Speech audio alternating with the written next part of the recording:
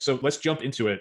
This newsletter, which is terrific, I encourage people to sign up. But this most recent article you put out there, it seems like there's a limited window of opportunity here for folks to maybe take advantage of some things, given this new the 2017 Jobs Act and then the tax code that came out, as well as some things that took place recently. So maybe just walk us through high level what that looks like, and then we'll get into the six opportunities themselves.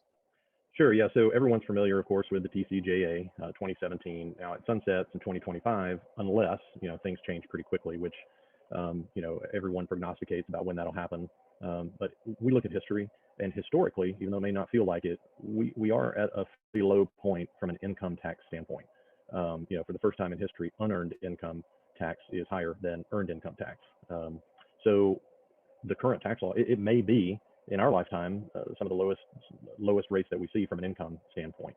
There are a lot of things that we can take advantage of, but like the newsletter said, we outlined six of likely the easiest and things that folks can implement fairly quickly to take advantage of some of those line items in the new tax code before things start to change.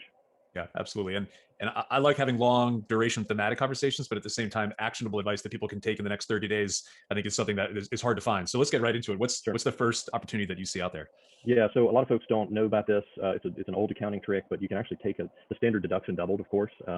And so now itemizing for some folks, especially smaller businesses, doesn't always make sense. But what you can actually do is bunch those from a future year and take those itemizations now and take the standard deduction later. So that exists and it's possible.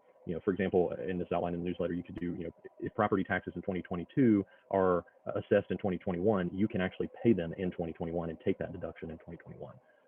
Or you can actually make several years of a charitable contribution this year instead of making an annual contribution.